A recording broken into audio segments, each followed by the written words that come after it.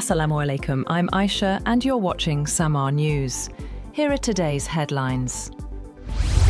Afghanistan and Pakistan have resumed peace talks in Istanbul after a previous round ended without agreeing a lasting truce. Militaries from the South Asian neighbours clashed last month, with dozens killed in the worst such violence since the Taliban returned to power in Kabul in 2021. Both sides signed a ceasefire in Doha on October 19th, but a second round of negotiations in Istanbul last week ended without a long-term deal due to a disagreement over militant groups hostile to Pakistan operating inside Afghanistan. The United States is preparing to establish a military presence at an airbase in Damascus to help enable a security pact that Washington is brokering between Syria and Israel. The US plans for the presence in the Syrian capital would be a sign of Syria's strategic realignment with the US following the fall last year of longtime leader Bashar al-Assad, an ally of Iran. The base sits at the gateway to parts of southern Syria that are expected to make up a demilitarized zone as part of a non-aggression pact between Israel and Syria. That deal is being mediated by US President Donald Trump's administration. The blistering rise of Zohran Mamdani to become mayor of New York City has offered encouragement to left-wing parties across Europe that an unabashedly radical agenda could help turn the tide against right-wing forces at home. Parties from London to Berlin cheered Mamdani. Parties like Germany's The Left Party and Britain's Greens hope to garner momentum from Mamdani's win, signalling they would not dilute their policies or be sucked into the right-wing battleground of migration.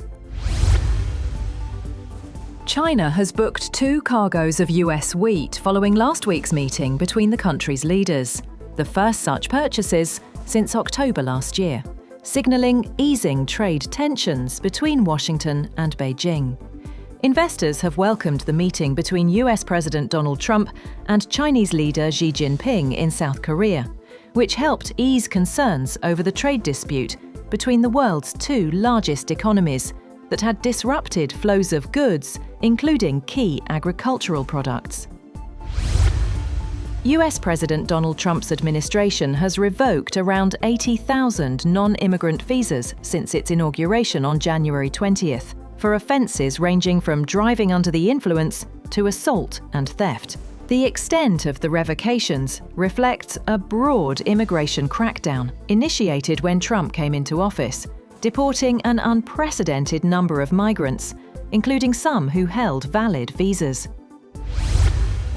Mexican President Claudia Sheinbaum has said that she filed a complaint against a man who groped her and tried to kiss her as she walked between meetings in the capital city, a day after a video of the incident went viral. Video of the incident quickly ricocheted across the internet before being taken down by some accounts, underscoring for many in Mexico the insecurity women face in a country steeped in machismo and gender-based violence.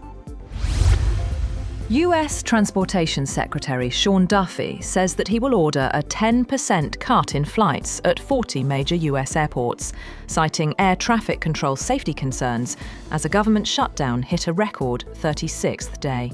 The drastic plan sent airlines scrambling to make significant reductions in flights in just 36 hours, and passengers flooded airline customer service hotlines with concerns about air travel in the coming days. Duffy said the cuts could be reversed if Democrats agreed to reopen the government. The death toll in the Philippines from Typhoon Kalmegi has risen to 114, with another 127 people still missing, as the storm that devastated the country's central regions regained strength as it headed towards Vietnam. In Vietnam's Gia Lai province, some 350,000 people are expected to have been evacuated, as authorities warned of heavy rains and damaging winds that could cause flooding in low-lying areas and disrupt agricultural activity.